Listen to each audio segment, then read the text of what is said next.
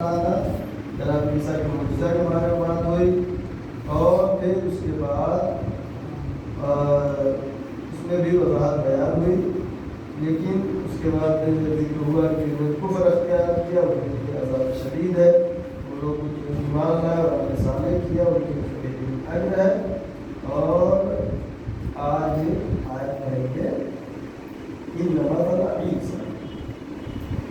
یہ آیت اس بارے میں تذکرہ ہو رہا ہے کہ ابھی آگے پڑھیں گے آیت مباہلہ، آیت نمبر 61 ہے جو مباہلہ ہوا ہے، جس میں پیغمبر اکرم حضرت محمد مصطفیٰ صلی اللہ علیہ وسلم حجۃ پاک کا قافلہ جب عیسائیوں سے مباہلے کے لیے گیا ایک دوسرے پر بددعا کر، اس سلسلے میں اس کے بعد والی آیت ہے جو اس سے پہلے آیت ہے، یعنی انہوں نے آ کے جناب عیسیٰ سے بحث، پیغمبر اکرم سے بحث کیا کہ عیسیٰ افضل ہے۔ رسول نے کہا کہ اگر عیسیٰ کے افضل ہونے کیا دلیل دیا، انہوں نے کہا عیسیٰ بغیر باپ کے پیدا ہوئے اس لیے افضل ہے۔ تو قرآن مجید میں خدا بند عالم نے یہ جواب دیا کہ میرے رسول ان کو یہ جواب دے دیجیے جو کہ پیغمبر کے لیے ہے گا، وہی کے رسول کلام نہیں کرتے، یہ آیت نہ کرتے۔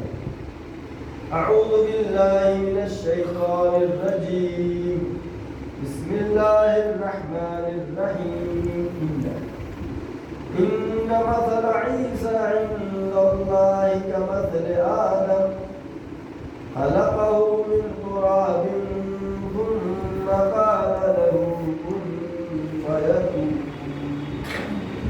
اس آیت میں خدا تعالیٰ فرما رہا ہے بے شک مثل عیسیٰ عند اللہ، عیسیٰ کی مثال اللہ کے یہاں ایسی ہی ہے کہ مثل آدم، جیسے آدم جناب آدم کو اللہ نے کیسے پیدا کیا؟ خلقہ من تراب، مٹی کا پتلا بنایا، ثم قال له کن فیکون، ہو جا تو ہو گیا، زندہ ہو گیا۔ اللہ نے آدم کو پیدا کیا کس چیز سے؟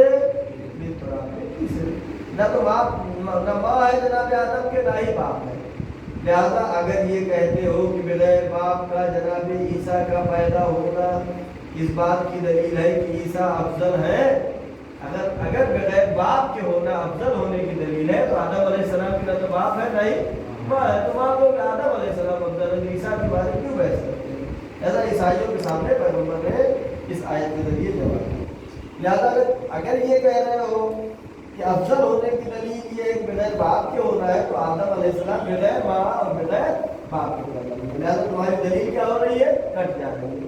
ویسے بہت ہوئی، قرآن مجید نے اشارہ کر بیان کیا، الحق من ربک فلا تکن من الممترین، حق من ربک، آپ کے رب کی طرف حق ہے، یعنی آپ یعنی اللہ کے ماننے والے جو وہ حق پر ہے، فلا تکن من الممترین، پھر شک و شبہ میں مت کرو۔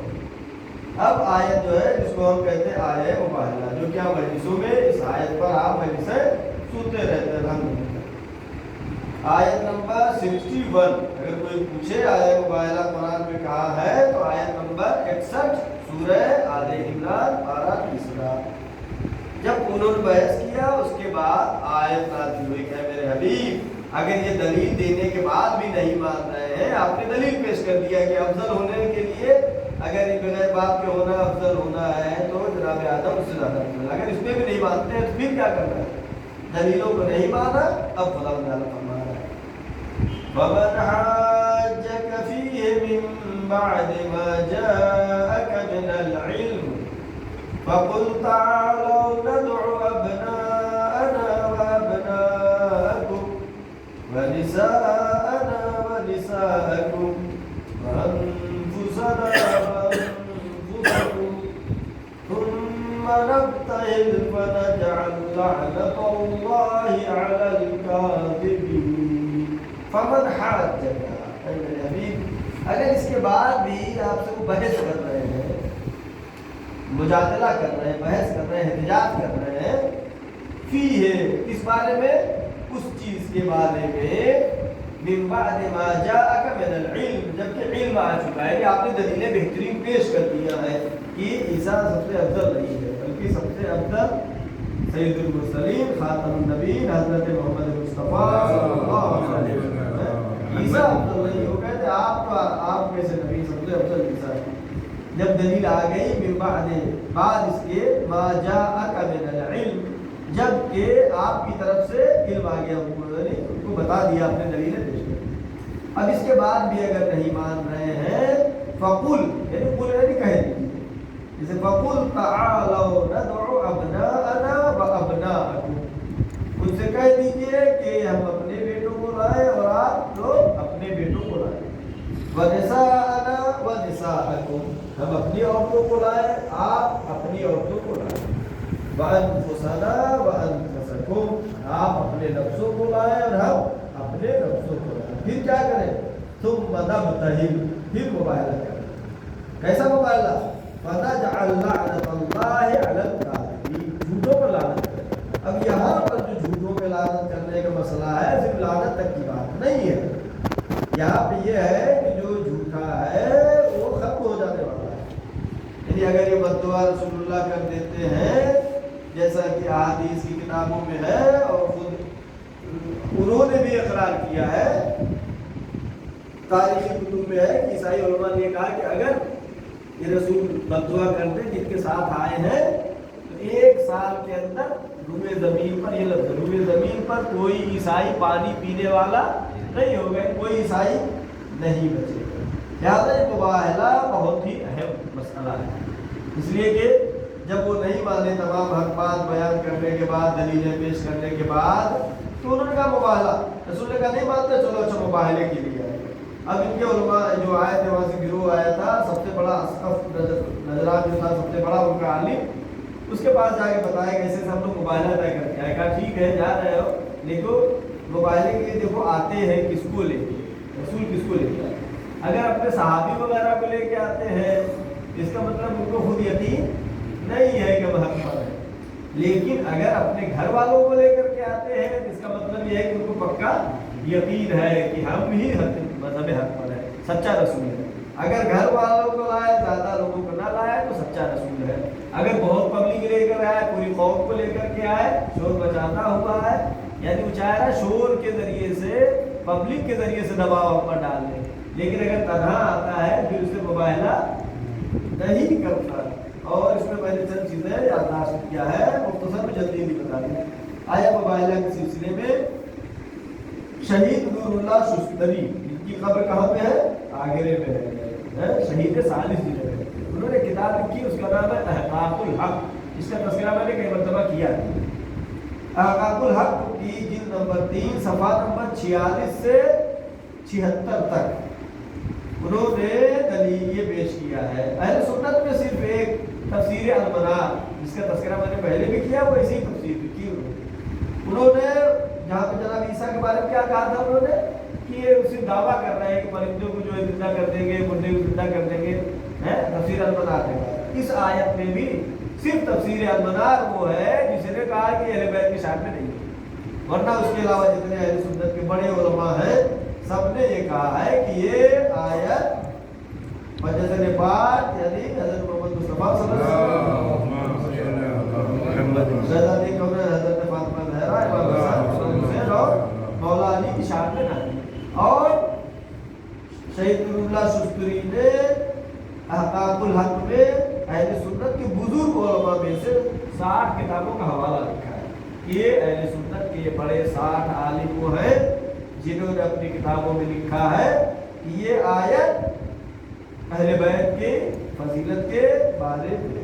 بس کتابت میں سمجھانے میں بہت ٹائم لگ جائے گا. بیک میں جیسے احمد بن حنبل جو کہ حنبلی مذہب کے امام ہیں، انہوں نے اپنی مسند میں لکھا ہے کہ یہ آیت شان نزول کا ہے، فجر پاک ہے. اور پھر مستدرک الحاکم میں ہے، فخر رازی نے بھی لکھا ہے، زمخشری نے الکشاف میں لکھا ہے. تفسیر طبری جو کہ بہت مشہور تفسیر ہے سنت کی، اس میں بھی ہے. علامہ قرطبی بہت بڑے عالم دین ہیں، انہوں نے الجامع الاحکام لکھا ہے، اس میں انہوں نے لکھا ہے اہل بیت کی فضیلت میں ہے.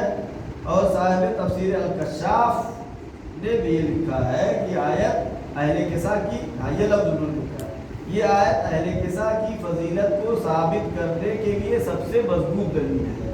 یعنی آیا ہے مباہلہ جو اہل بیت رسول ہے جو حدیث کسا میں تھے، ان کی فضیلت کو ثابت کرنے کے لیے آیہ مباہلہ سب سے مضبوط دلیل ہے۔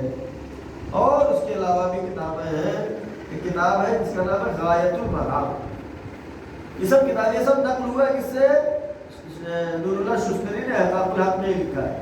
غایۃ المرام میں اسے نقل کرتے ہیں کہ شام کے حاکم معاویہ نے سعد بن ابی وقاص سے ایک روز کہا، باقی بات ہے کہ تم کو ہم دیکھ رہے ہیں کہ تم آج کل عبدالرحمن کو گالی نہیں دے رہے۔ معاویہ نے لعنت بھجواتا تھا، گالی بھجواتا تھا مولا کے اوپر، مولا علی کے اوپر۔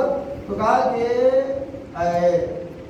سعد بن وقاص میں دیکھ رہا ہوں کہ آج کل آپ علی کو گالی نہیں دے رہے، کیوں چھوڑ دیا آپ نے گالی؟